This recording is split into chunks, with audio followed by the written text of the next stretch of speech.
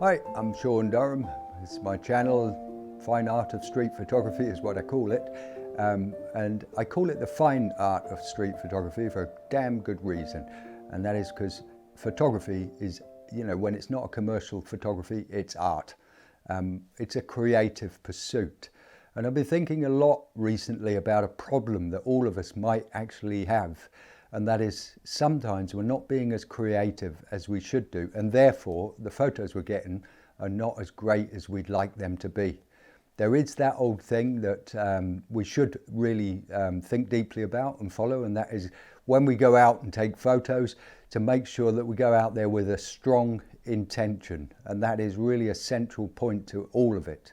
But a problem is, you could be a street photographer or a writer, you want to share your work.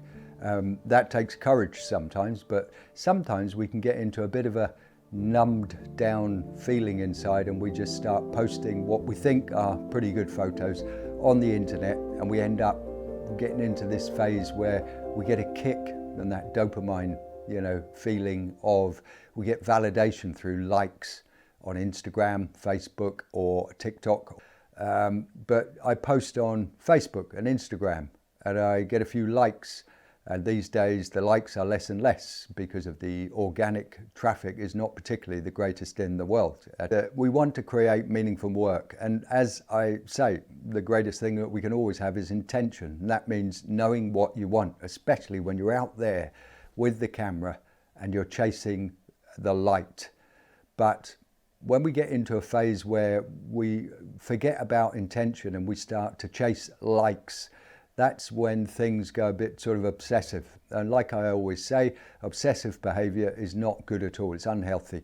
And we should be following our passion, which is where we will find our intentions. We all know, because we've probably read about it, heard about it, and that is that social media is very, very cleverly designed to trigger certain unconscious feelings in us. And that's why we get this feeling, and it's nothing to be ashamed of. It's just falling into the trap of going back to it to get some sort of validation for something we've done.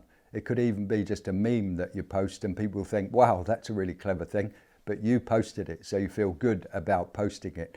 Or it could be a photograph that is fairly mundane, straightforward, street photography, but not necessarily the greatest shot in the world. And really, as street photographers, when we practice again and again each day or each week, we do it because we want to create something great. And what we really want to do is touch something inside of ourselves that makes us feel much more creative. And in reality, we are getting in touch with our creativity. But we're also, through that, we're also making connections with people out there who we share our work with and who appreciate it more than somebody who just clicks like, but has nothing whatsoever to do with creating great photos. And it's not the motivation we want. Expressing creativity and digging deeper into that creativity is going out there with an intention and looking for those really great moments. So to avoid that thing of thinking that social media and all the likes that we could get, even if it's hundreds or thousands, is sort of a validation that what we're doing is great, is going down the wrong road, isn't it? I mean, think about this, is that as photographers, we're either artistic or commercial or both, but we do want an audience, and that's for sure. And that's something that develops over time. And we begin to recognize who the real audience is. It can be friends and family, and through friends and family, it extends in the real world to people who pop up out of nowhere, say, oh, a friend of yours told me that you're a photographer, could you do a portrait for us, or something like that. That happens to me quite often, and the truth is, it happens ever more often.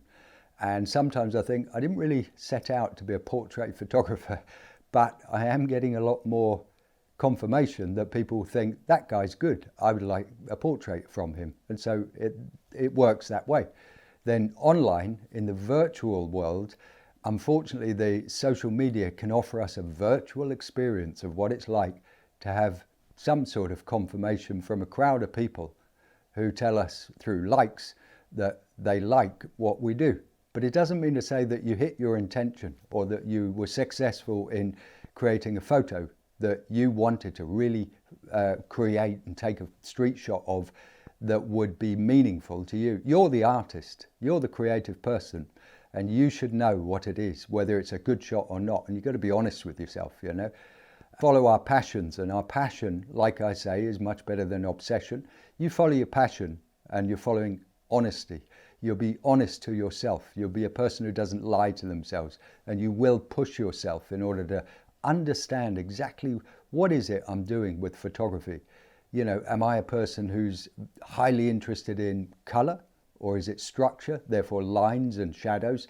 Or is it really something like just people and the expressions?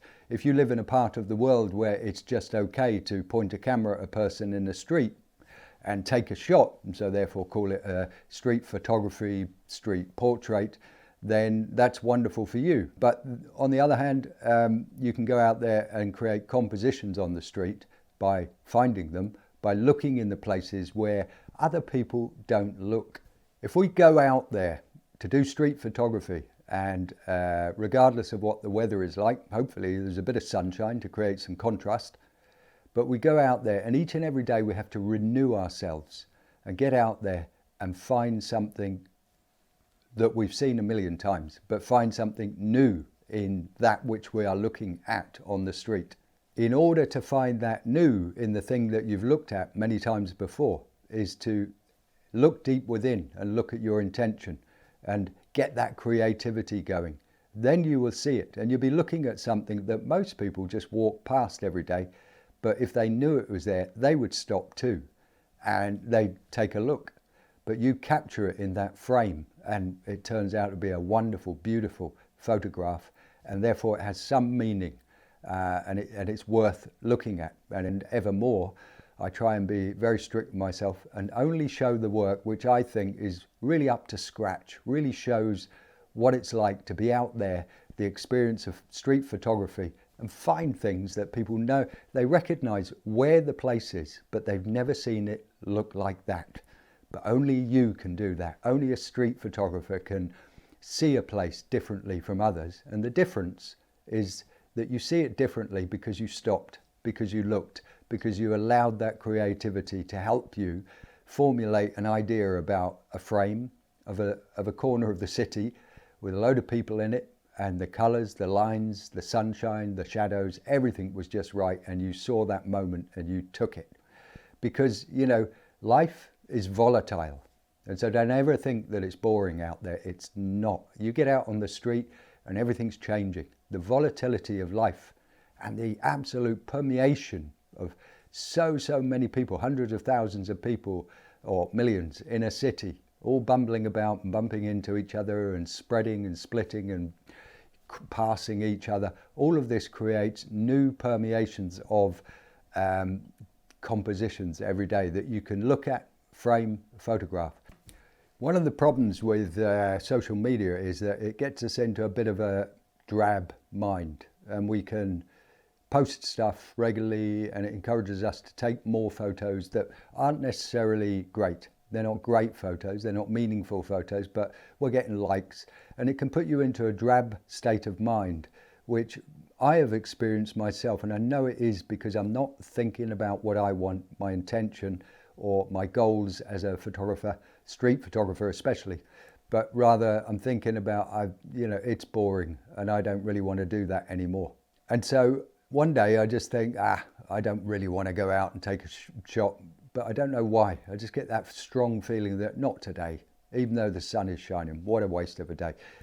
But then I realize what's happened is I don't want to go on pleasing people and getting, drab photos that get likes. So we need to just get away from that, because if we're working for ourselves and we're following our own intention, what we're really doing is we're developing and we're creating, and that means we're growing as street photographers. You got to think about, if you're looking for your intention, you need to be able to think more deeply about what makes a great photo. And there's nothing wrong with firstly thinking, well, I love photography. I've got my cameras, whatever they might be, and I love to go out and do street photography, or it could be still life, or it could be portrait. But what makes a great photo? And you've got to think to yourself, well, I could make a great photo. You need to aspire towards greatness. Why not start at the top in your mind, sort of traverse your way into your own level. I'd say one of the things is you're out there, you're looking for those little moments in street life which you could call curious. They're different. They're the things that occur because of the volatility of life, and other people didn't see it, but you were there waiting, looking, and ready to rock and roll with your camera, and you took the shot. Everything worked out and you get a great shot. And most great street photographers, they'll admit that they're lucky if they get anywhere between 6 and 12 or 15 really good shots in 1 year. But you've got to be honest with yourself, and your passion is your driving force. So you keep yourself buoyant, knowing it's worth it for those shots, because nobody else can get those shots but you. And they are gems, and they really are. And you keep them. And if you're like me, it is a good idea to get them printed out, and I get them printed out on simple, decent quality art paper, but from the local shop. And it doesn't cost me the earth, but I do have a paper catalogue of my photos as well. You look for the gap, what I call the gap. All of the time there are gaps in passing time, in what people are doing. There's a gap there somewhere that nobody notices, and it's just a description of a moment. You wait and you see a gap somewhere, something will turn up, and it's a moment, and it's just like bang, there it is. But your camera is ready, and you take the shot, and you got it. And it was just something that happened. It could be people doing something. It could be a strange constellation of how the people sort of came together and turned and twisted and created a really beautiful crowd, which you could say is like a flock of animals moving together. Or it could be in the summertime with colourful clothing. It could be something that reminds you of a bouquet of flowers, the way people are dressed, because there's so many different colours. And it's a moment where everything seems to fit together perfectly, but you're ready because you have strong intention. You can look at places like little structures on the street, such as bus shelters, and bus shelters are interesting because they're already literally physically framing a group of people with a couple scattered on the outside. There's something about the composition of a bus shelter that is very similar to maybe setting up a still life on a table and isolating it. That bus shelter certainly does isolate a group of people. So it's a great place. So you see this bus shelter, it's brightly lit, and all around it is darkness, and it's soft darkness that goes into light and a group of people, and suddenly seeing movements or a gesture, and you're close enough, you take the shot, and it's another great street shot. Everything in life is volatile, so don't forget that, and a photographer knows that and recognizes that and utilizes it in order to express their creative intention. Anyway, I'm Sean Durham, and I'm in Berlin. I'm looking forward to hitting Spain pretty soon, in a couple of months, and I'll be coming back from there with a lot of street shots and a bit of video. But that's another day, but I'm very excited about it. If you like my channel, it would be wonderful if you could subscribe, because you help me shift me along. I'm trying to do my best to make it very interesting. So if you like the channel, please subscribe, hit a like. It would be lovely too to get some likes up. And if you want to comment, go ahead and comment, because that's great. And I will also respond to your comment. So have a great day. See you again soon. I'll be making another video within the next couple of days. Okay, bye-bye.